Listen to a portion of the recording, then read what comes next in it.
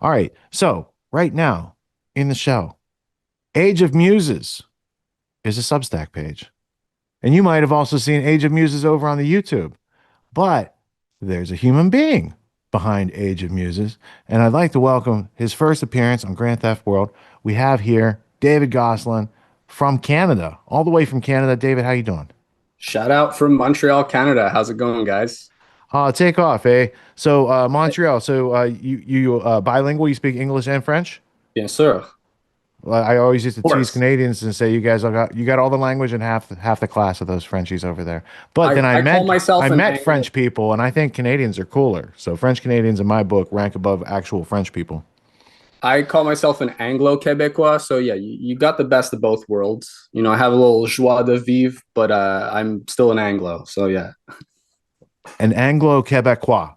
All right. And who's your favorite hockey team? I have to always ask that I don't Canadian watch guest. sports. I'm Ooh, that's a I'm that savvy guy. answer there. But Yeah. once upon a time, you did. You grew up No, in Canada. I don't get the Never? puck. The puck goes into the net and people cheer. I don't get it. I'm that guy. I actually though I heard It's a like very that scene with Keanu Reeves in Youngblood, where the one guy was like, or maybe it's the other one, Slapshot, where you go to the penalty box, you feel shame for 2 minutes, and then you go free. I forget right. which movie it was. All right, so that's good. You don't have to deal with sports. We can talk about serious things because you got a big brain.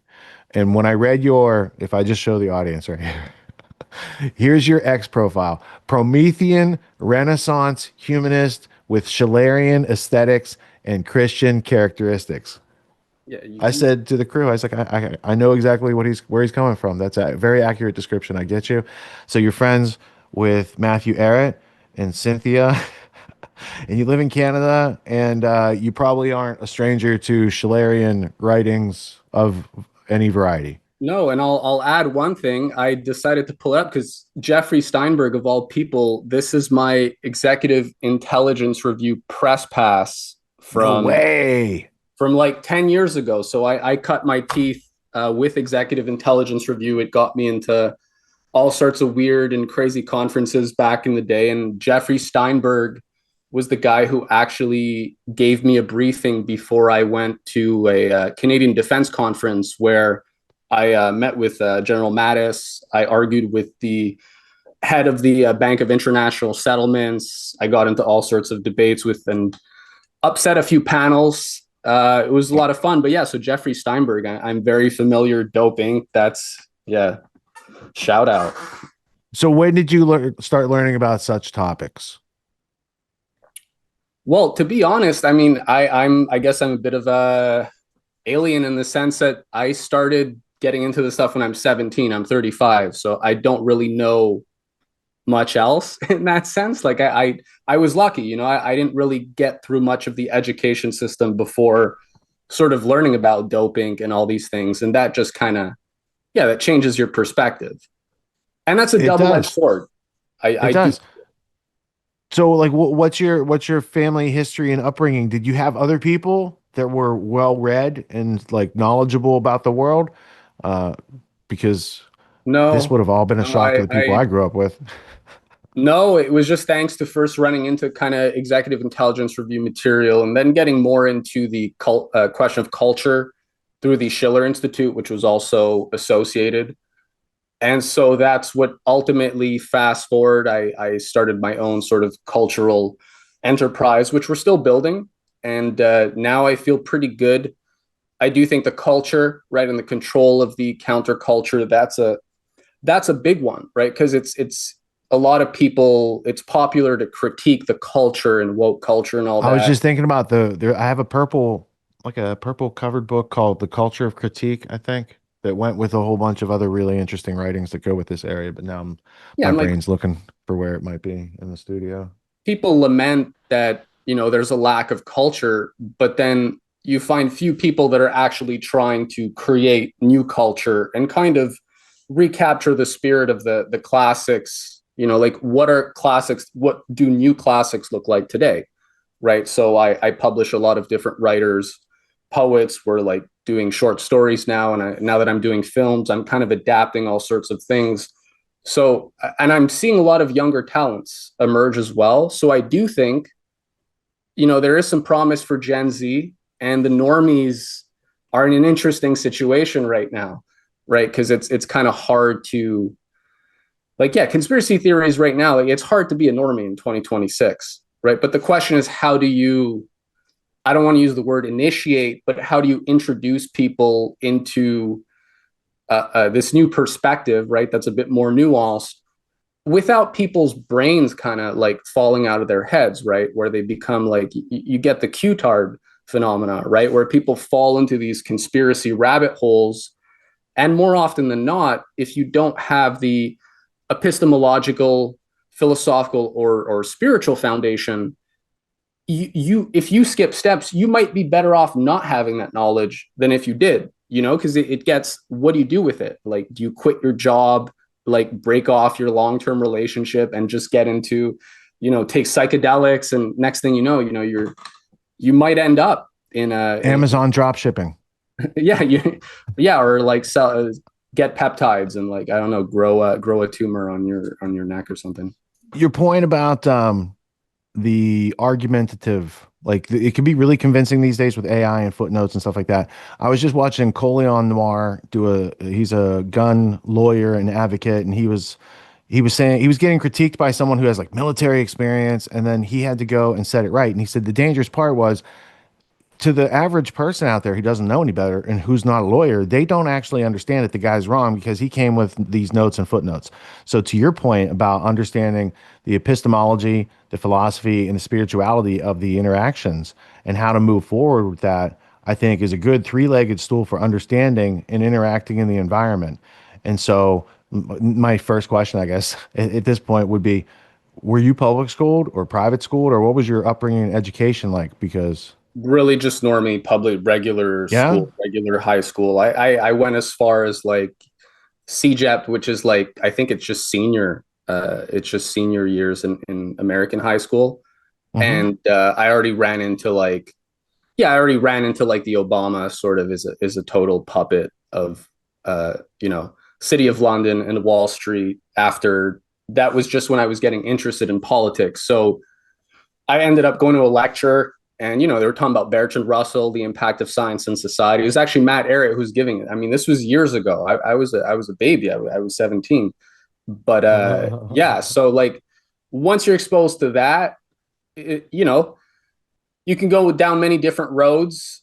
And yeah, there's the narrow path, right, of really sort of hunkering down and consuming as much epistemologically rich and philosophically rich material so that you can start thinking about solutions and generating new concepts, right? Because there's a lot of people that maybe they can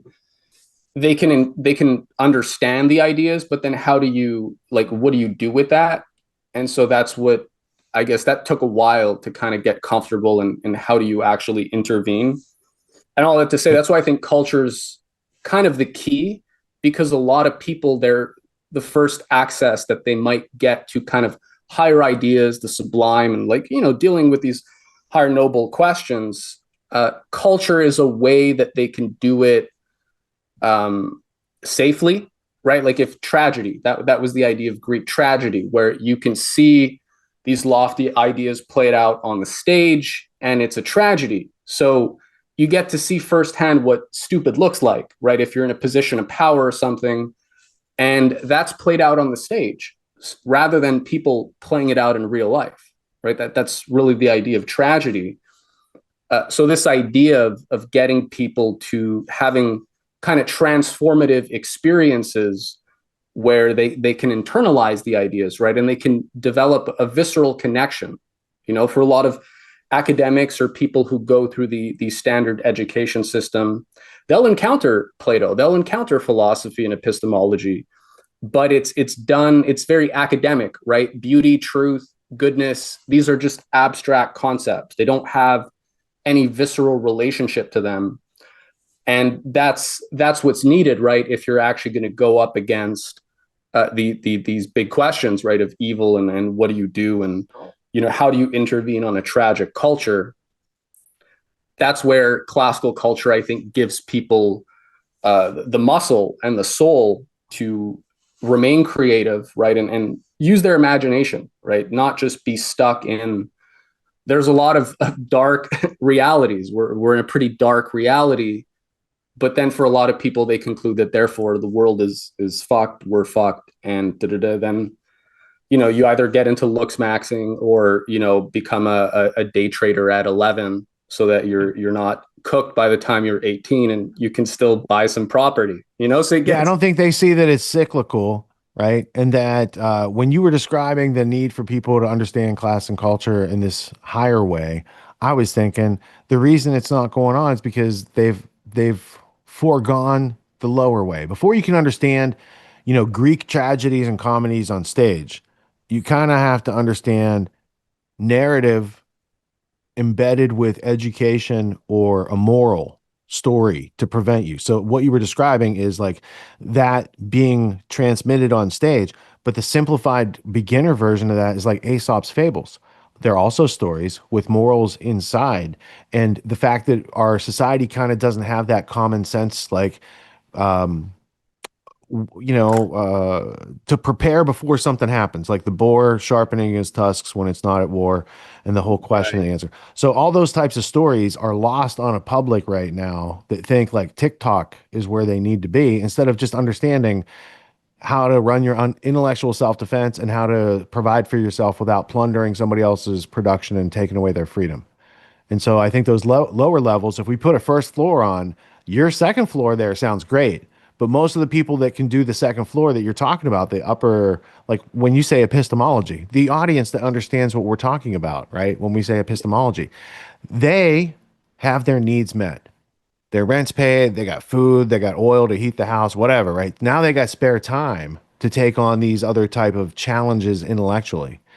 And we have to, like, we've been given a society where that foundation is wiped out. So unless you're multi-generational, living second floor mental living, it's hard for people to get up there, right? So like That's a good point. what was there like a teacher in school, like what's different about you than most other people who go through the system and can't even understand, like, if you had if you related the research you did in the last week, most people would over their head.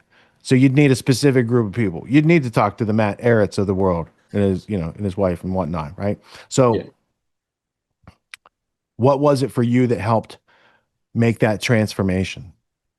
Well, I mean, honestly, it was that I did, right, from 17 onwards. I had access to Jeffrey Steinberg's, the Matt Eretz, How did you know all they were that right though? Like why didn't you bounce? Some people Plato's come into that dialogue. information. Okay, good. Good question. Plato's dialogues and like reading them, and a, classical culture is technically you're supposed to read original sources. So if you actually have that as your baseline, from Aesop to Aeschylus and all that, and people have different interests, so you can cater to whatever that piques their interest. Then you don't have all the noise, right? I didn't study classics in school. I didn't study all these things. It's just, yeah, you just have a more direct and pure experience of that. And then it's situated within a political context, right? Like, what's the problem with a lot of academics when they think about Plato or philosophy? They're conversant with everything we're talking about, but if you ask them, like, how does this really apply strategically in a strategic context to the geopolitical dynamics today, they're academics, right? They've studied philosophy, so everything has been really compartmentalized. But if you've never had to really think like that, and a lesson on tragedy is also, you can talk about the Peloponnesian War, right? You can talk about the war between the Athenians and the Persians. Then your mind is not fragmented, right? And that's technically what classical culture is about. If you're reading the original sources, you're going to read a bit of everything, and you're just going to start to assimilate and internalize things. And to your point, like about Aesop, culture, yeah, especially from an early age, it's about reflexes, right? Where you have like that distant memory of, just any of Aesop's tortoise and the hare.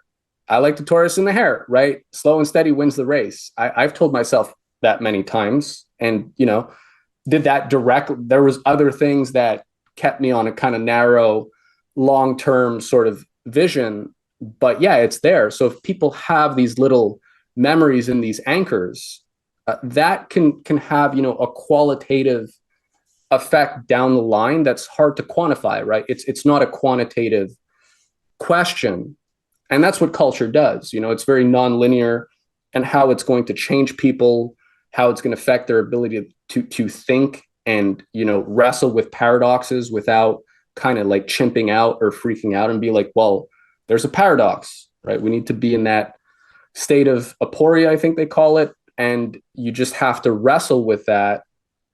And we studied science as well. We read like Kepler. We read Kepler's Harmony of the World. We had to do geometry. Did you read it in order? Did you read those books in order? Like they're in the great books of the Western world. You can get Copernicus and Tycho Brahe and go all the way up through Galileo. No, And their work all builds on each other. So that's the cool part. And for people who argue with it, I'm like, unless you can do the mathematics they did in the 1300s, don't like, I don't know, your entire well, world is built on their observations, and they're not perfect, but they had better. It's like the descriptions kept getting better and accounting for more and more contradictions to the point where people are like, "That's good enough. Let's keep going." And I just see it's a fascinating building of work over like 1,000 years. They call it the Great Conversation. And so it's right. all these ideas being stacked on top of one another. So we stand on the shoulders of giants, basically. Yeah, so the idea is, I think, just bringing people into that conversation. People are going to take different things from it. Everyone is at different places, but if we're bringing them into a conversation, and we're not just hitting them with one thing, right? They're getting some history, which is really, I like to think like people need to deserve to know their own story. The story of Western civilization is their story. And the more that not only intellectually, but emotionally, they can situate themselves in history, we are in history. What does that mean? What does it mean to like live and act in history? It's just a different kind of relationship to ideas. And I think that's, again, where just culture generally, we want to allow people to develop a relationship with ideas and be in a dialogue with the kind of the timeless works of the past, right? That transcend time. So it doesn't matter if you're reading them in 500 years ago or 500 years into the future, they're still going to be relevant. And so if we can start to, even if it's just very unconsciously, make these kind of qualitative distinctions, the details, they'll have to be fleshed out later, or depending on how far people go, they'll get more into the weeds and the details. But to have a sense of principles, right? There are certain principles of how the mind works, of how human nature works. Yeah, I feel like then you're a bit more curious, right? And you're just kind of trying to understand. You're a bit more humbled, and yeah, again, we're on shoulder of giants, so we're not alone in that case. The other thing that I find funny is that when people are talking about culture and how we're in a cultural dark age, if you read Dante, if you read Petrarch, if you read Solon, they're complaining about the same thing. They're like, everybody, it's just cupidity everywhere, wealth, materialism, sex, like that's all people are kind of obsessing about. Well, and it's what people Literally, see, right? At the same time, somebody has that mentality. There's somebody else who's busting out new ideas and helping people, and so yeah. some of it is. Well, I actually had a card. I had a card here earlier today for the AMA. It's been sitting around for weeks, and this comes from somebody who else that we have a clip in tonight's show. It's um, it's how you empower your experience. There's a fact. There's a negative way to think about that fact. There's a positive way to think about that fact. If you're a smart person, you think about both. If you're a weak person, you just think about the negative part, and you never even give yourself the inspiration to go after the positive aspect of that risk or whatever the situation is. So just mental syntax oftentimes can help balance our thinking out. Now, you hit on the word principles a couple seconds ago, and I had already pulled these out because I wanted to see if you had seen this book. This is 1916. So this is like his, Bertrand Russell, the Golem of Venice, as Tarpley used to call Shout out. him. Shout out to Tarp. Uh, he spoke out against Melania, and now who knows? Maybe there's something in tonight's show that might vindicate him. I don't know. Principles of Social Reconstruction by Bertie Russell. But then this is the one that has the big quote in it. This is one of the first books I had to get because I was like, I can't believe that he would say diet injections, injunctions, and as Fichte said, you can't have students thinking for themselves. I was like, I got to get that. And then this is the scientific outlook, and this may be. Oh, this is my copy. I have a copy. I gave a copy to John Taylor Gatto, and then when he passed away, it was given back to me. So I do have another copy of this book. But the impact of science on society is where that's like his first foray into, or no, sorry, the principles of social reconstruction.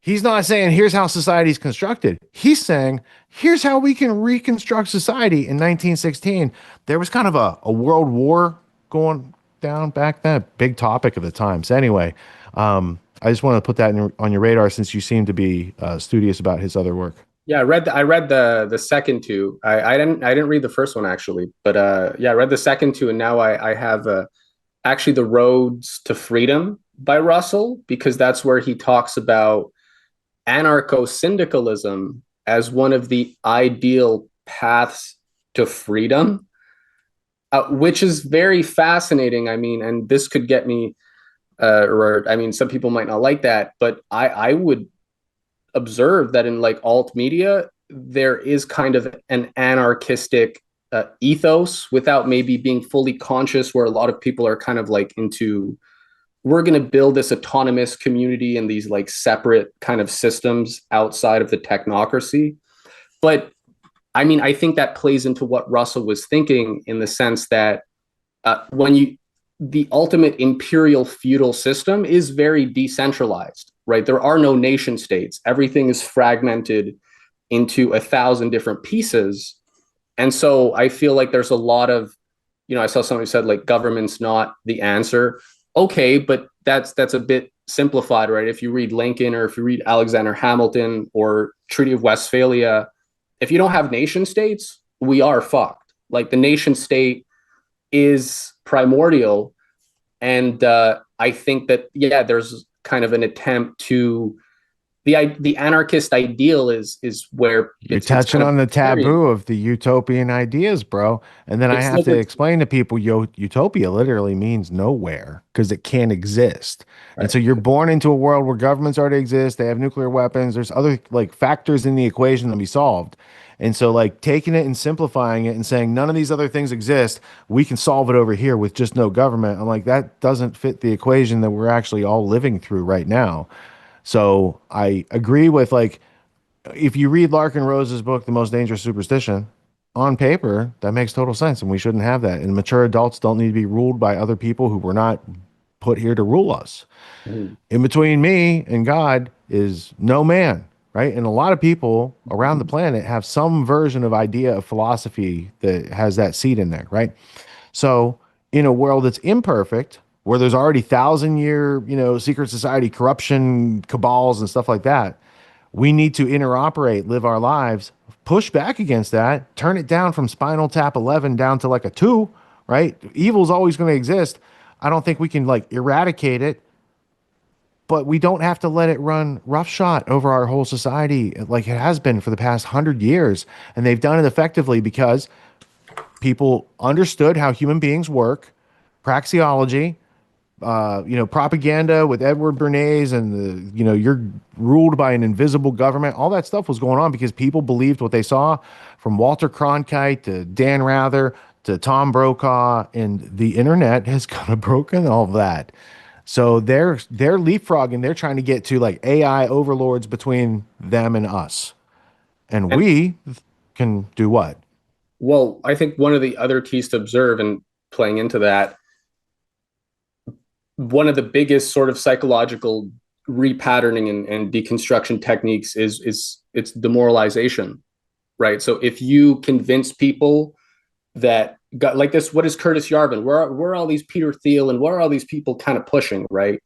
Uh, it's the idea that governments have failed democracies, quote unquote, right? We know that's a loaded term, but all these things have failed, and you need a kind of like tech startup CEO, but at the same time, it's going to be regions, right? Like they do want to split up the United States into regions. The British Empire, the city of London, like they do want to destroy the American Republic, because as long as it still exists as a concept, right, that can always kind of be revived, the spirit of it is still living, it's a problem, right? And so you do have to demoralize people where they finally give up hope.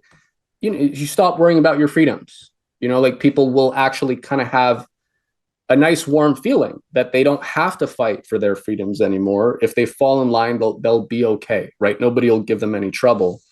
But yeah, demoralization, the culture, like what is predictive programming? Why is Netflix, it's just one dystopian sci-fi novel after another, right? Or some variation on Brave New World or The Island. Increasingly, I find Huxley's final novel is I've done a lot of work on that, and that was his final vision of complete control. And with it's Soma, with well, Soma, they have and there moksha. was moksha, and there was something else that they called something juice. There was another phrase for it, but the right Soma was from Brave New World. Moksha was the medicine that they were Moksha is doing like on the. psychedelics, right? They I were toadstools, pretty much. Yeah, I have a first edition copy of Island. I collected Huxley's books when I started reading about all these people because I Ooh, found out about T.H. Huxley working with Darwin and those guys back in the day, and he was Darwin's bulldog. So there's like a whole lineage. And so it went from T.H. Huxley to H.G. Wells to Aldous Huxley to George Orwell. There's a whole lineage philosophically in their culture that we are alienated from in American culture. We think of Ernest Hemingway and American right. writers like that. But please continue. Well, that's also probably useful is just in general, right? Even if we're talking about the normie question, which I think is always relevant, right? Like, yeah, reading the sort of game masters and the people that are in the brain trusts, right? Because Huxley's are interesting. The oligarchy, the kind of blue bloods, they're not that smart, right? And they're not really able to innovate that well. So they do need to recruit among the lower ranks and find kind of fresh brains that can come up with ideas to how to manage an evolving situation. So they have had to adapt. And so it is interesting when you read these guys, right? They're kind of Russell to Huxley to H.G. Wells, and then the later social engineers that are the kind of generation that Russell predicted. Founders of NLP. I've done a lot of work on neurolinguistic programming, and that really shined light on a lot of things. Then I Did think you it's learn about Tony Robbins at the DOD? I don't know at the DoD. He was Well, okay, so I'm not yeah. surprised.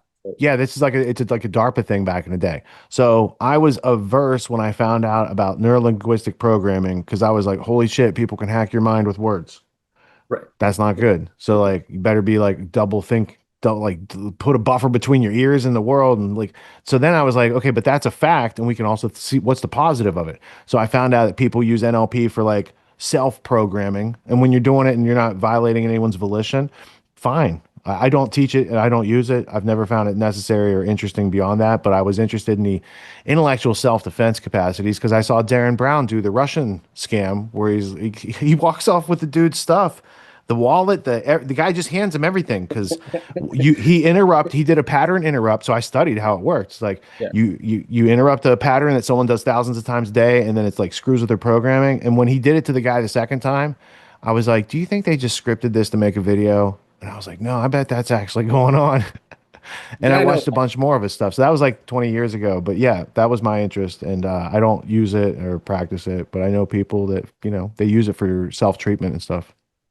Yeah, no, again, it's kind of a neutral thing. It's they're basically like they were modeling high performance individuals. So from athletes, how do they sort of get to the other end of the field and whatnot? Like, what are they visualizing? Visualizations became a very important thing. Like, that's what a lot of mind control, right? If you augment it with drugs or altered states, and you get people to visualize and play things out, then they're feeling the things in their body, right? So a lot of NLP just comes from studying family therapy and yeah, just clinical settings of talk therapy and but body work, other things.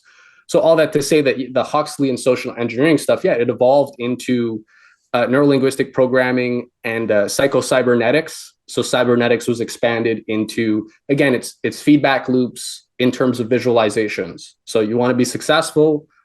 If you're a poor schmuck, but you can't imagine yourself being successful, it's true. You're probably like, you can't imagine yourself starting a business and doing all the things. And like, what are you going to have to do if you start a business? Unless you can walk yourself through these things, yeah, there's probably, you're going to have trouble. But yeah, these things were, that research, which could be neutral, was obviously funded and sort of weaponized. But like Gregory Bateson was Richard Bandler's mentor, the co-founder of NLP. So yeah, from day one, they're kind of, I mean, this was at Berkeley. So yeah, we're not, we don't need, anyway. I got you. I got Yeah. Greggy Bateson here. And let's And so see. that's Huxley. That's directly tied to Huxley, right? Bateson and MK Ultra. And so Oh, yeah, the yeah, for sure. self-help, the self-help became a way to mainline that. And that's where as well you get the Luciferian kind of undertones, right? Because everything becomes about the self. It becomes this self-centric culture, which obviously cuts you off spiritually and emotionally to all sorts of bigger questions, right? And so I do think that's also part of the whole, that's been part of the program, to kind of switch the emphasis and place it on the self and introduce all these techniques where you can kind of brainwash yourself, but you're being brainwashed by just adhering to the overall or the underlying assumptions, right? They're sort of, it's creating a it's limiting your ability to think about certain questions. Well, Bateson is the he's important because he's the bridge between MK Ultra and the Macy conferences and Heinz von Forster and the other people they were bringing forth game theory because the Macy conferences was like a bunch of rich people wanted to see what was possible and then they just dish it out to the CIA. They're like, "Hey, take this Nazi paperclip stuff that they were doing, continue it over here, Rockefeller Foundation, Ford Foundation, and it's all set." And then they externalized it to the public. So they combined, in my opinion, from reading the research, they combined Mockingbird and MK Ultra and just started, and they've been running on empty ever since. They're Yeah, and losing the trust of the public while they're devaluing the dollar so they can scuttle the country because it's the only way you could destroy America and make it part of the New World Order. it is. Look, I wouldn't want to be in the position of the bad guys right now, though, right? Like as kind of an anti-black pill, they're making a lot of mistakes, and the rate of mistakes is accelerating. So as the saying goes, devil always overplays his hand. I do think that's kind of a healthy reminder for people that, and if we study the history of these guys, like there are mistakes. They do have to go back to the drawing board. And now they're pretty stuck, right? Like, so in term geopolitically, I don't, like I wouldn't want to be, in the White House, situation room and like, what do we do now? Uh, it's they got sloppy, right? And that's another phenomena that the establishment, like their children, they're not of the same breed as the original kind of OSS and CIA people that had all this kind of field experience, from the ones who like went to the Boer War and then they joined the OSS or like the Black Yeah. Chamber or something, or Yeah. they join intelligence. Like they want to like make documentaries now. They want to. I don't know if you guys follow Tim Dillon. I'm a bit of a Tim Dillon connoisseur, and he was just making the point that yeah, a lot of these kids are like they're nothing like their parents. So there is really a kind of, the quality of minds is not what it used to be, and that kind of shows, right? Like they really miscalculated. One that I kind of always find useful to point out is that China was supposed to remain this kind of H.G. Wells time machine, kind of the Molochs, the cheap labor producers, because again, they do, the oligarchs have this kind of racist imperial idea, right? So they're like, these people are too stupid and backwards, but all the while they were kind of acquiring all the skills and technology needed to build up their industrial bases, but really use the breakthroughs in Western science, which is the flip side, that China's basically adopted some of the better scientific and intellectual traditions of the West. They've copied them, and they've built up this crazy industrial powerhouse economy that was never in the H.G. Wells playbook, right? The Molochs were the Molochs. They lived under the ground. And then you had the LOI, and they're just these indolent, kind of like aristocratic, flaky people. But it didn't work out that way, right? So, I mean, and now they're kind of stuck, right? Do they really want to have a three-front war? They're like halfway there. So there's a lack of creativity. And again, so I do think strategically for people, normie or not, developing like a spirit of creativity and in your imagination, and being able to imagine alternative scenarios and play those out. That's what I talk a lot about. Like, that's what predictive programming is, right? It's getting you to play out the end of the world, zombie apocalypse. Like, I'm ready for a zombie apocalypse. I've seen enough zombie movies that I know what I do. You know what I mean? Like, you've played it out. So it does work, but it's also true that people should be able to play out, like, what is an alternative world where the bad guys are kind of beaten back a little bit, and mankind does have a few victories. That's possible too, when we see all the mistakes that these guys are making. And so that's one of my critiques of kind of a lot of the alt media is there's a lot of black pilling. And like, I love Whitney Webb, I love Whitney Webb, but they're really dialed in on like a lot of facts and details. But if we zoom out, like, all those facts and details notwithstanding, like, there is a way to do battle with these guys, right? When their kind of profile.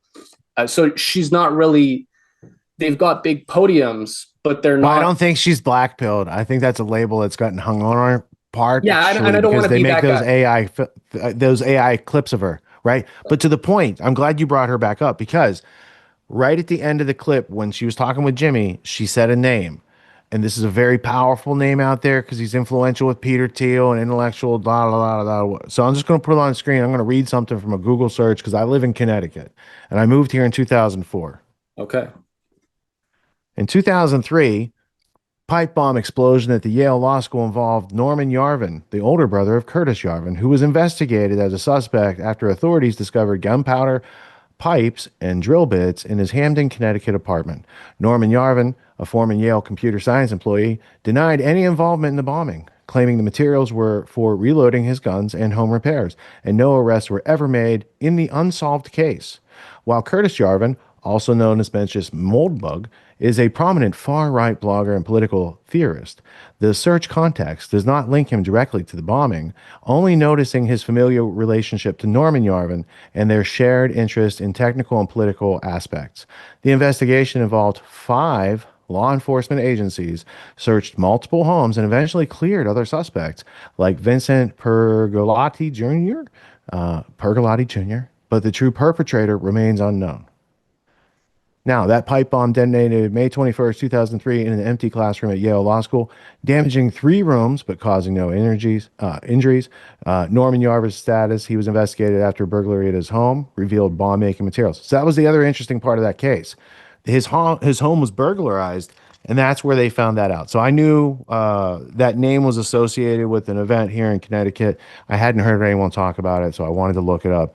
And that's interesting that that was an event that they were related to. Yeah, I had read But that, and yeah, I had read that, and yeah, again, I've read I've read quite a bit of Whitney Webb stuff, and yeah, really, she's done so much good work. So yeah, I don't like to throw around that word either. I probably shouldn't, but yeah, all that to say that a lot of people are playing out kind of doomsday scenarios, and I do think people need hope, right? Fear not, as they say, and that's still a thing. Like, it's also because you're not going to be creative if you're in that if you're playing out those doomsday scenarios. You go into self-preservation mode to a certain extent. I also think if you don't look at the problem in detail, you can't actually make a realistic solution. No, And I so agree. from that standpoint, like, I'd rather know about Les Wexner's New Albany. In fact, I was looking up the etymology. Why New Albany? This guy's making his own city. He can call it anything he fucking wants to. Why Right. New Albany? What is going on? Right. in the heart of Ohio. So yeah, I think in order to discern things that actually have the cause and effects consequences when we take action, we have to have the best prompt for reality to start with before we go forward. No, absolutely. And well, on yeah, in the New Albany, that's true that I was listening to the thing and Tim Dillon again. I get a lot of my news from Tim Dillon. I actually feel I He keeps it more platformed sane. Whitney 5 years ago. There you Yeah, go. no, Blame him. he got her. Yeah, he really helped her out there. But yeah, Dylan was talking about like how like where are the new smart cities going to start? So it clearly looks like okay, so New Albany now we know that's going to be one of them, and so then there's going to be this kind of um, compromise where people that want to live in the more advanced cities where there is abundance and whatnot. Okay, you can live here. This isn't a technocracy, right? So the nation state is kind of dissolved, but you're giving up your rights, right? You're going to have the whole biometric thing and da, da, da. So yeah, they're clearly setting up these new technate kind of city states that they want to replace any kind of centralized government, but at the same time, it's an irony because the maximum centralization happens through the maximum decentralization, right? You just have nodes, and cybernetics kind of does the rest of the work. That's the whole point. Everything is kind of there's just feedback loops everywhere. So I think that's useful for people. Like that's the top down view, right? That's how the bad guys are really thinking about how do we organize this new system. So again, like for me, how do we defend the nation state?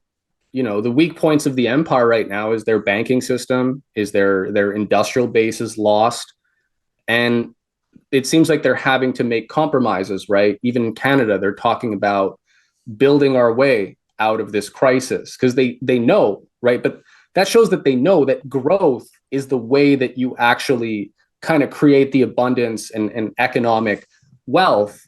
And so they're turning on a spigot because they see that the Malthusian program that they had entrenched has now destroyed their ability to kind of do war with their adversaries. So I do think that's kind of an interesting, it's good to be aware of that. Like that's largely what Canada is. British Empire gave Canada railways, it gave Canada industrialization because otherwise Canada would have joined the American Revolution. So yeah, thank you America for that, in the sense that Canada wouldn't be one of the G7 or wealthiest countries if it hadn't been for the American Revolution and the fact that you had this growth that now you couldn't just keep Canada down. So the British Empire had to make these compromises. And now it seems like they're in a rock and a hard place, right? They're kind of blowing up energy everywhere, but they're talking about nuclear power. So is this a move? They're trying to they're trying to do two things at once. So that's what I find interesting because they know they need energy, but they do want their Malthusian death cult. But they need to power their smart cities, so they need to develop these higher energy densities. So I do think people The need only to, way they can do that between you and me is nuclear power. yeah, So they would have, yeah, and they already have it at college universities. A lot of them have their own reactors. right, So that we run, not we, but my taxpayer dollars go into chip for those ships that go underwater for like a long time, nuclear subs and nuclear aircraft carriers. So I'm pretty sure that they could probably, power some servers, power a new city, and not even so what if you mix the two books, like so you were referring earlier to H.G. Wells' Time Machine with the Morlocks underground and the Eloi up above, right? And yeah, it's like a contrast like the US and USSR. Can't converge them, right? But if you read The Shape of Things to Come, which is the movie Things to Come, they separate the elite. So the elite would have nuclear power, electricity, and we would have like, solar stuff that doesn't work or whatever, right? That's what they want. They want a bifurcation that breaks our grid away from theirs. Their money, like they're not going to be on a social credit system. They're going right, to have the fuck you right, pass, like, kiss my right. ass, like Aaron Russo said.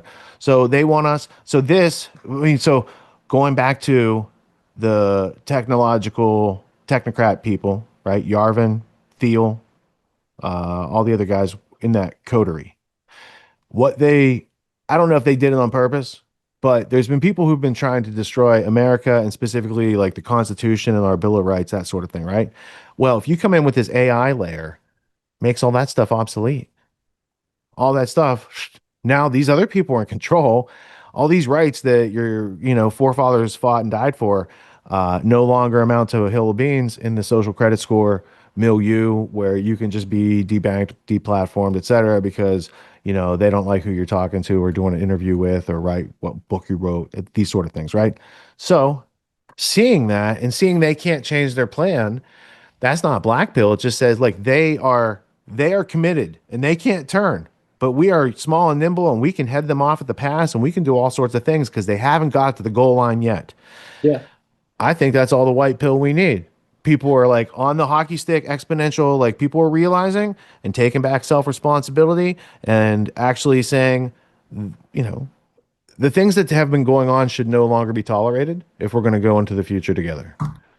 I agree. And a great example was here in Canada, actually, of all places, the trucker protests. That was something Yeah. else. Like, we went up to Ottawa and stuff, and it was a love fest. Like, it was mama bears and papa bears or little kids, like it was, everybody was, the spirit was kind of electric and people were happy.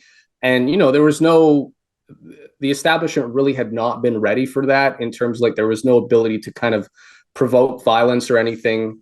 And like everybody kind of saw that, right? That the government ultimately did have to back off. And it just showed that people can resist tyranny, right? And when they get together, that's the other thing they really don't like that I think is good and we need to see more of is as soon as people start to get together, like conferences and whatnot, and they're just being socialized again, where they can talk about ideas together and yeah, just connect. That really, for some reason, the bad guys really don't like that one as well. Like just people intervening directly into the political process in a way that's organic.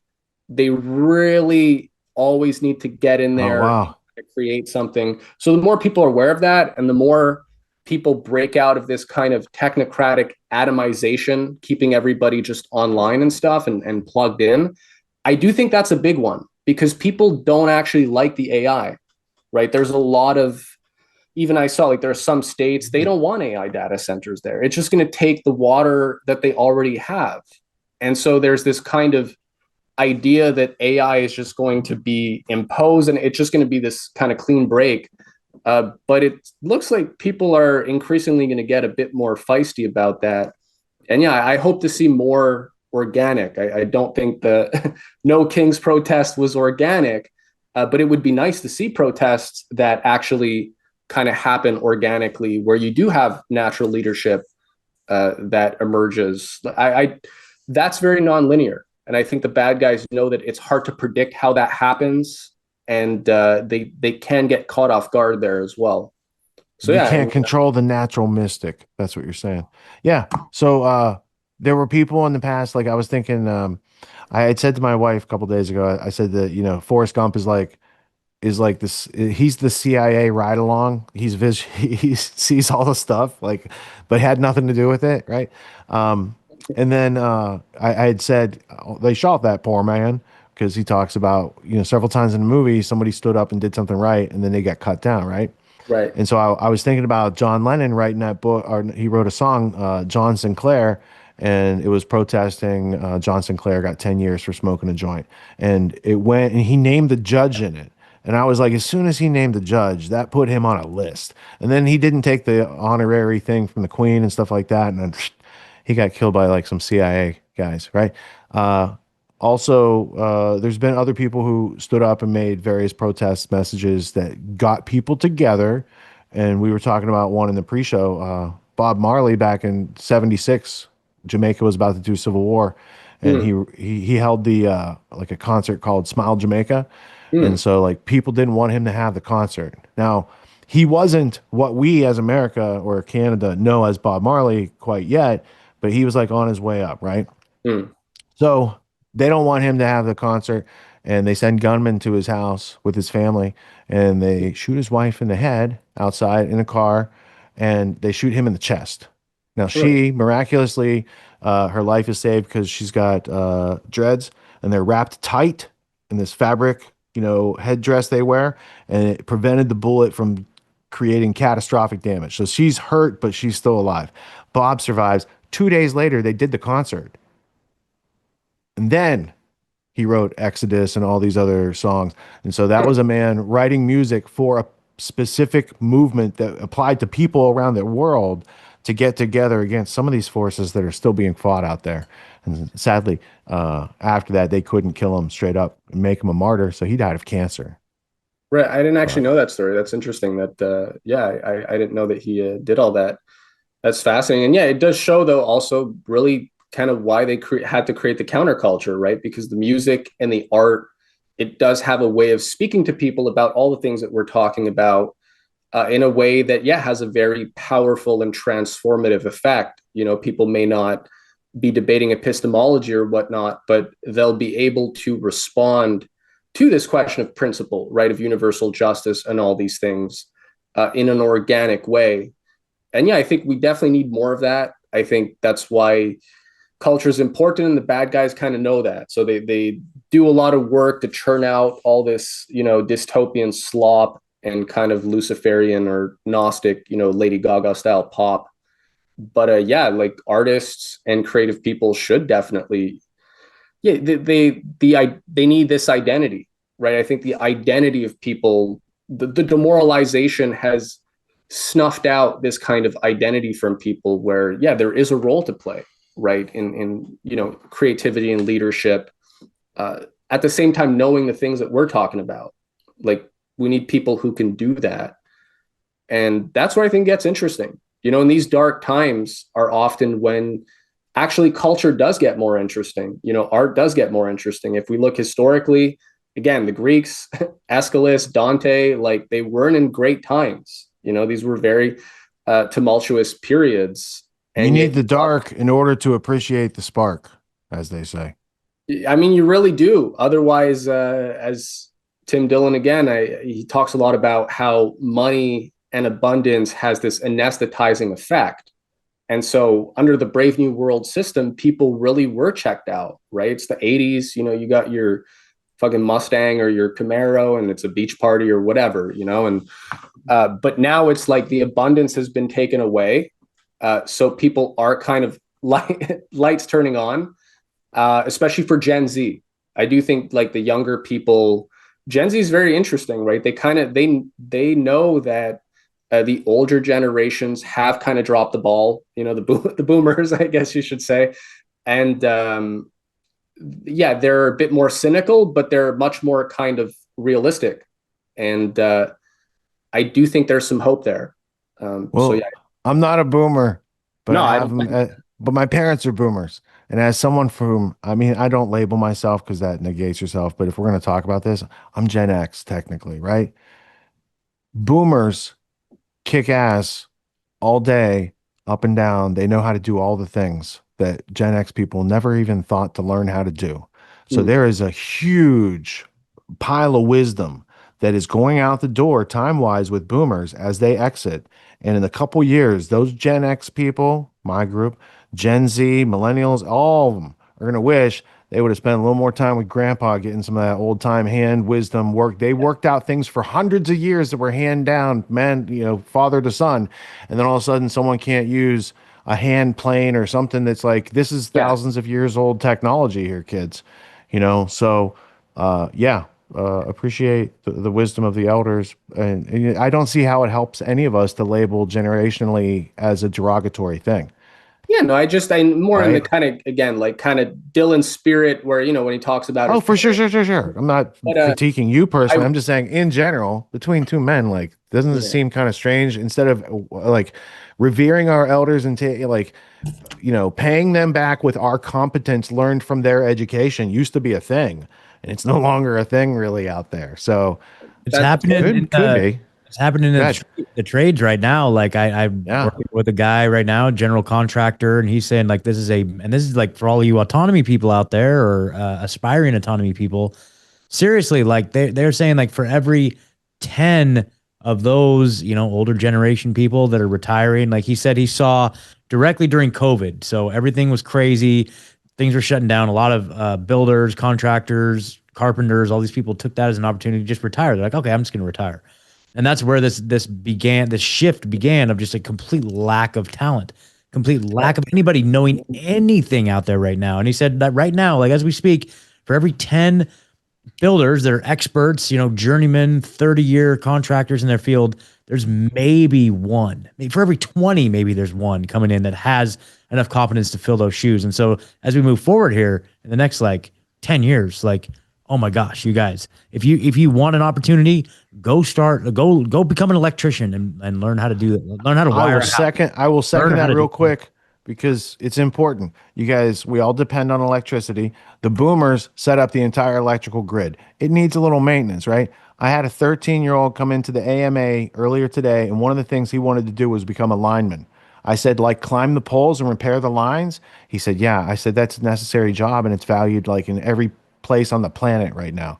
So shout out to him and his dad, Carlos. What's up? What's up? That was a great meeting earlier, and it's encouraging that young people do see value in some of these things that maintain our infrastructure, because when the wind blows too hard and those lines go down, you're going to wish that some other people were willing to travel and come to your area. And that's what these guys do. They maintain, not just in our country, they'll be going to Puerto Rico, guys from Connecticut that are helping out after a hurricane. So in these types of situations, I think human skills for the human world, figure out what we need and then figure out how to maintain all this stuff. And what we don't all need all the time is AI, everything. But that's what the tech overlords, Yarvin, etc., they want to, usher in, because it overrides nation states. It overrides the entire system. Like back in the day, there used to be kings and stuff like that. Remember when they got rid of all that stuff and they started having prime ministers and presidents? This is like the same thing, only it's ones and zeros instead of flesh and blood people. Right. It's a thing. And just to even third, I mean, what you're referring to is the kind of, these skilled people. I call them the old timers. And I was taking care of my apartment building where I live. It's 97 apartments. And I was working with the repair guy. And I had the same experience. So yeah, I think for the technical skills, I actually think about that a lot. I have friends taking apart engines, a lot of the things that make our society run. I learned to change toilets and do basic plumbing, even welding, just basic kind of pipes and fabrication skills. One lesson that just stuck with me, again, old timer, Pierre was his name. He said, knowing how to do the job, a lot of it is about knowing what tool to use. And once the light goes on, because you're looking at a hole or you're looking at it's if you know the tool, you already instinctually then, if you've seen it done once, you have an idea of what you can do. So those kind of skills, it's definitely, I think if people get more in touch with that again is where I think people who are electricians, they should have culture too, right? There's been this artificial divide where if you're kind of a technical hands-on guy, you're not thinking about abstract ideas or you don't care about Mozart or whatnot. I think the real culture that the oligarchy kind of fears is where people kind of have this holistic idea that they're creative in their work, they have imagination, they have initiative.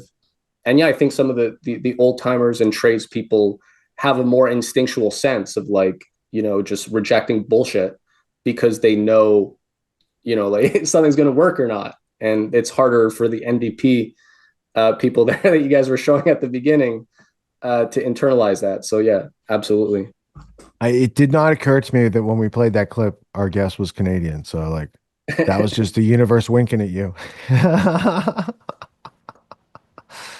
I hope you didn't take it personally. I didn't think you would associate with that group when I thought about it. I was like, I don't need to apologize for that first clip, do I? No, I once went to infiltrate, or not infiltrate, but I went to NDP, I went to Liberal, I went to all the conventions, and I would seek out the members of Parliament, and we would get meetings with the members of Parliament.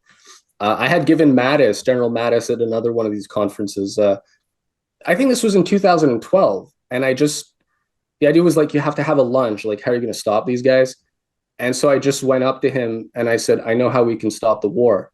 And he said, what war? And I said, the war against Iran. Literally, it's a true story. I think this was 2012.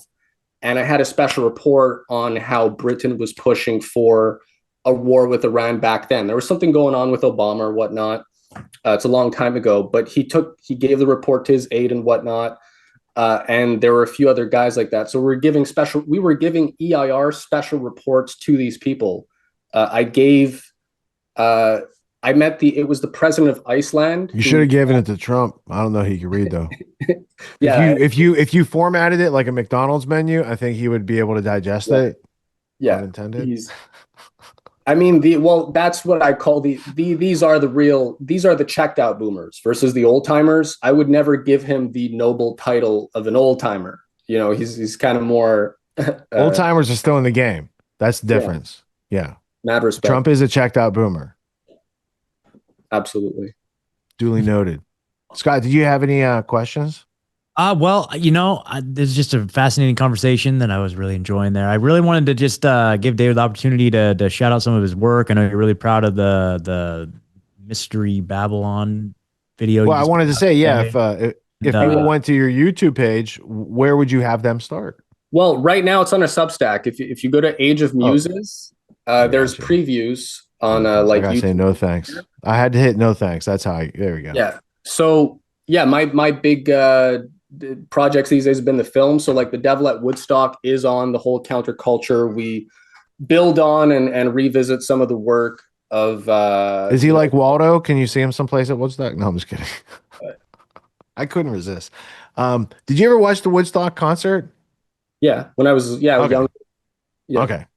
All right. Because no one can critique Woodstock unless you actually watch the concert and enjoy a few of those. No, and my take is more, hey, there was some good music, right? Like that's not the idea, yeah, right? It's not necessarily the artist, it's the organizational things that go on, and then the artists get used to front things.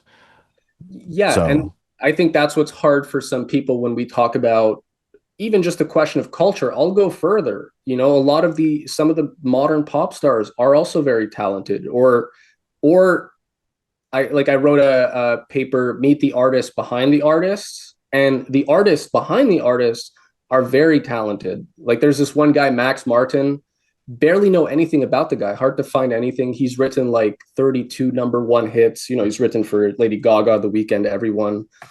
It's not easy writing a #1 smash hit, like to write lyrics and come up with the music and whatnot. So even among these ranks, there's a lot of talent at the production level, but this is where like we can appreciate the kind of Huxleyan evil where genius can be perverted, right? Just like in intelligence, where they're looking for smart people or gifted young people that have certain skills, there's a way to corrupt that, right? Or if they have something about them that can be exploited.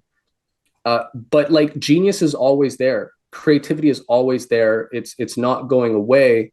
And so there is really this question of how do you protect and nurture that spirit of genius in a way that is strengthened morally, spiritually, and intellectually, so that even if it does encounter these kind of dark, shady forces, it can say no, right? You can walk away, right? You don't need to make a deal with the devil.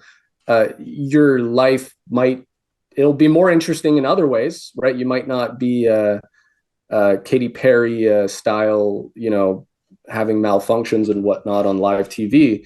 But yeah, so I just think people should keep in mind that, there's a lot of talent everywhere. And this social engineering stuff is based on kind of targeting people, and like, they're not stupid, right? They do know that creativity is important. They don't fully understand it, but they know that it's important, and they know it holds people's attention and it transmits emotion and feelings. Yeah. So they want to control that. Yeah. Yeah, and they just feed these lines. Like I find Lady Gaga, some of her songs are a bit like the Judas. Like there's Gnostic concepts. Like there's old ideas that like I thought, I was talking to somebody about it, and they're like, Gnosticism, that's like an old thing. Like, what are you talking about? And I'm like, okay, so why is it in some of like the biggest pop songs?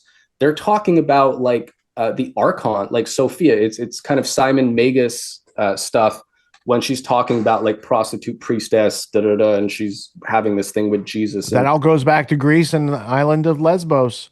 There's a lot of history to the more. Things that, there was this, it was a Greek female poet called Sappho. Oh, yes.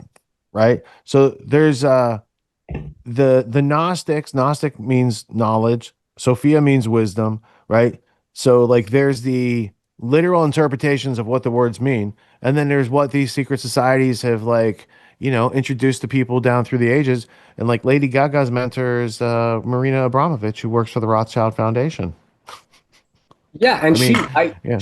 she's actually like, I did a whole profile on her, and she's actually a good example because you look at what some of these people are doing and you're like, is she evil? Like, are they evil? And then you hear like these, she's had trauma. She's like damaged goods. I know that's not a good, but we'll just use that.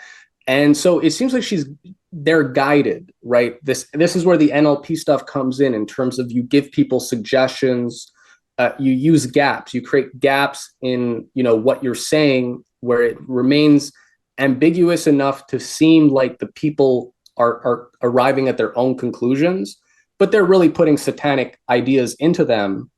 And the person doesn't fully understand. I had a friend who ghosted me because I was I was writing stuff about Carl Jung and Gnosticism, and he'd been doing Jungian analysis for like years and years and years.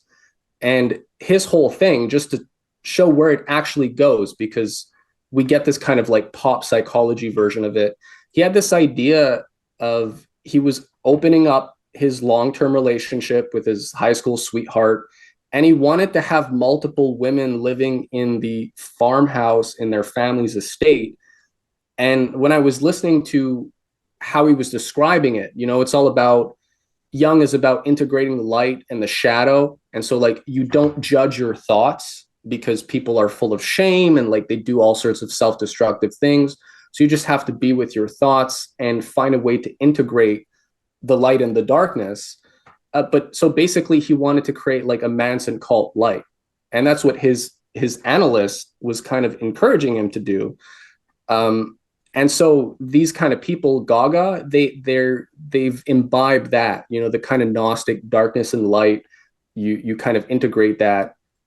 That's like at the pop level, but then there's the full-blown Luciferian thing under it, which the people who are feeding them this are the real Luciferians, right? And they're just desensitizing people to these things. But yeah, like my friend, he just stopped at a certain point talking because I don't think he could handle if you read my work, it's kind of pretty intense. Well, did you get to the part about Freud and his whole mystical Kabbalistic background that is brought into? I've got a couple books on that, but I wanted to show you this real quick because um, the notion of the tree of life in Kabbalah is the mirror image of the tree of death, the Right. clip off. So the light and the darkness, that dichotomy that goes back, that's like perennial tradition stuff. And people like Bertie Russell and a whole bunch of other people. So what was it?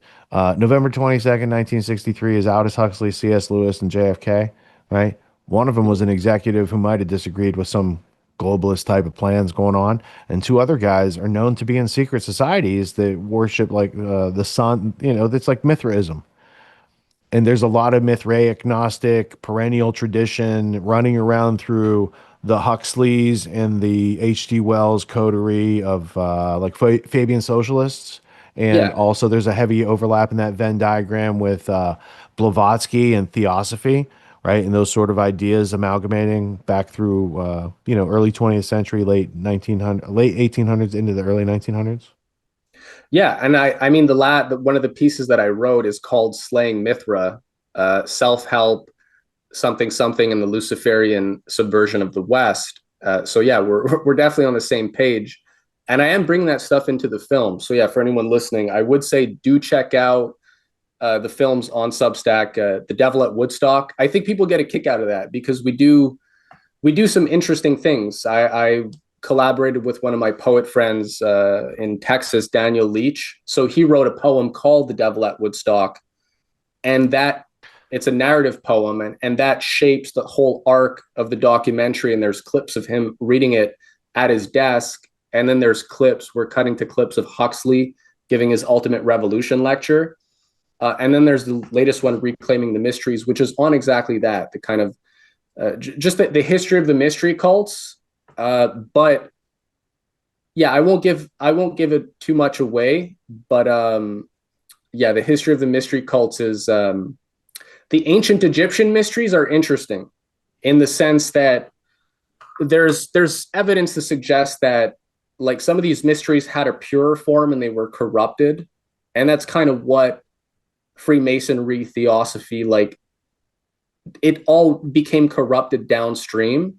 But was it always corrupted in terms of like what were the initial teachings of the Well, mysteries? there's like There's some interesting stuff on them. there's observations that teach truth, and then there's people who monopolize such observations and secret society it to kind of occult it so that only certain types of people get in touch with that leadership type of information, let's say.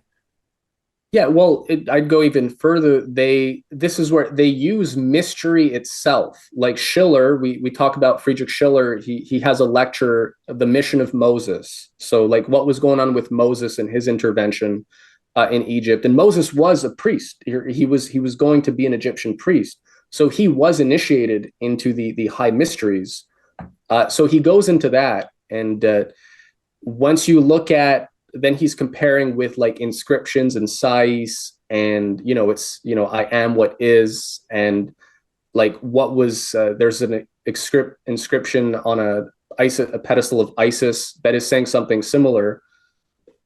This is not like some weird thing where I'm trying to introduce I know you guys have seen a lot, but just to say that how sacred knowledge is corrupted and how these bad guys use certain ideas or concepts of the divine that are valid and then use them as mystery schools to guide people into these labyrinths that really have no way out, right? Like they know where all the trap doors are, but like mystery, even in NLP, they'll tell you. That's what a lot of research, even at these business schools, is.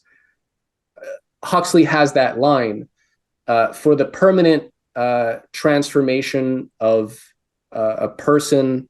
There's only one way has been found, the way of the mystic, right? And so it's really through mysticism that you can transform people's total identity. But if you don't have any ability intellectually to discern what's what, like when we're talking about God or above and below, you're going to get totally manipulated, right? Because you have no idea about how to think about questions of God, the unity of God, the immortality of the soul.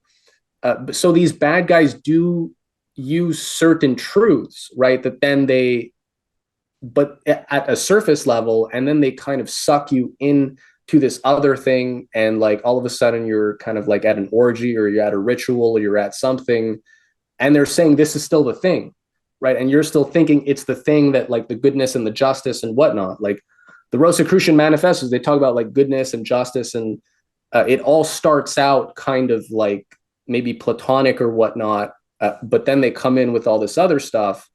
And for a neophyte, for anyone who hasn't kind of done the real epistemological and philosophical work, they're going to get, they're just going to get controlled.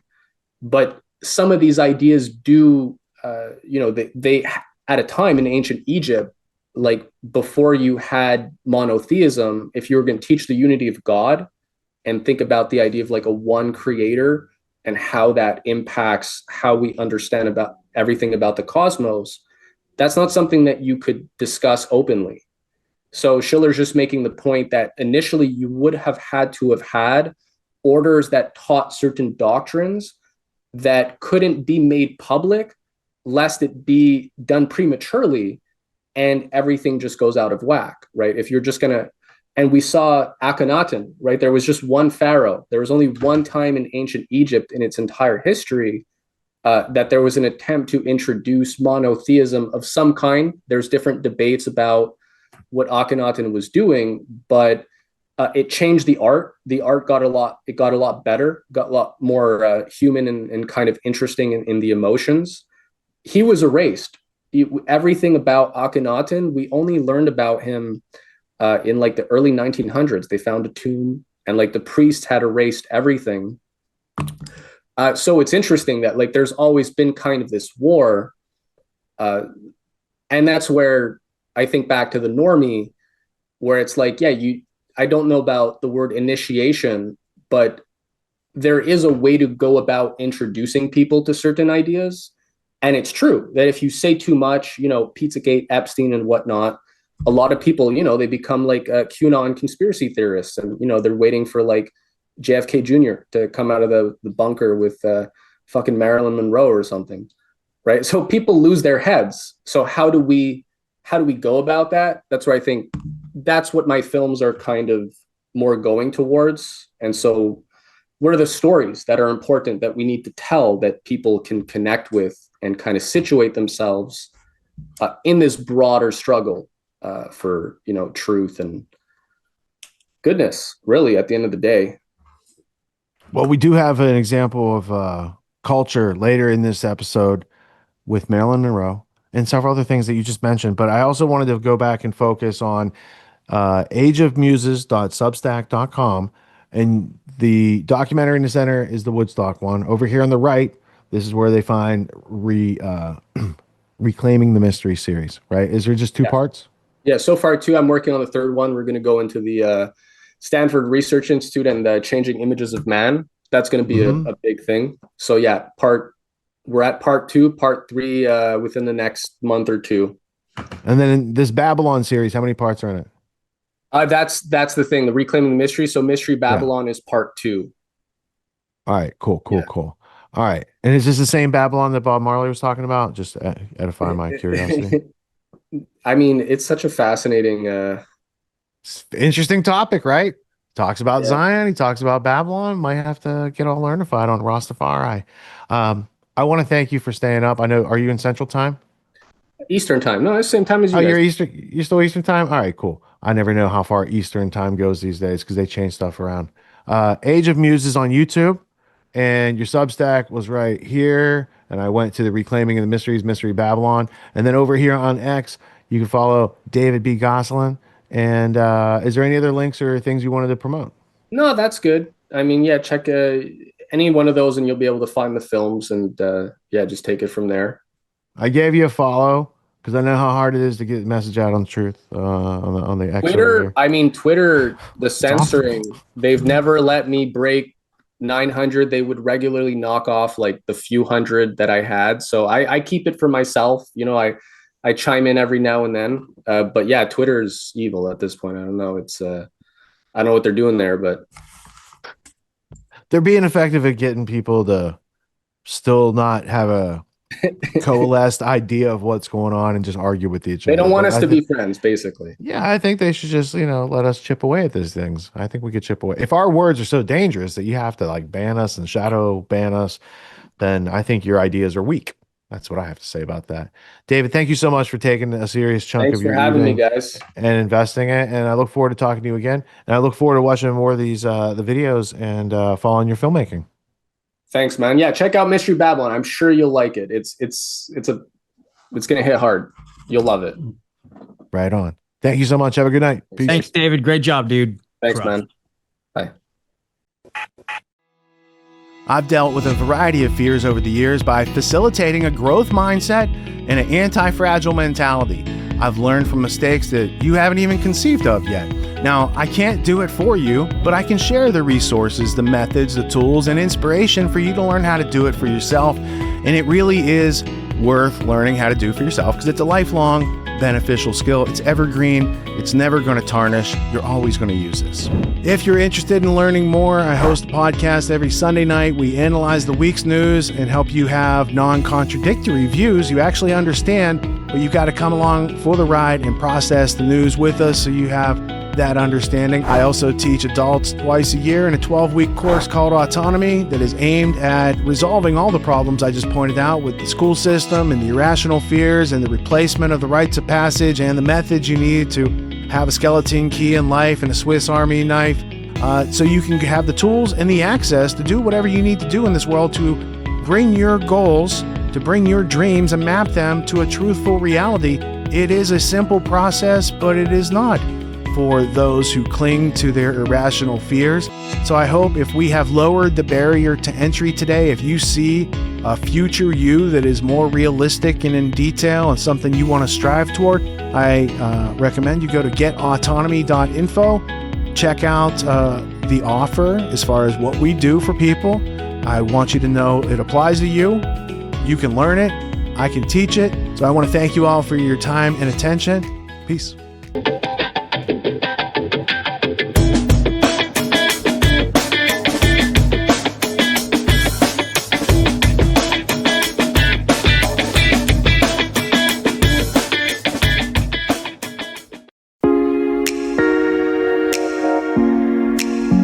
Who's going to be first off the mute this morning? I'm glad that I have this course now more than ever. Having a community of people to discuss how to be empowered and autonomous is really necessary and also therapeutic.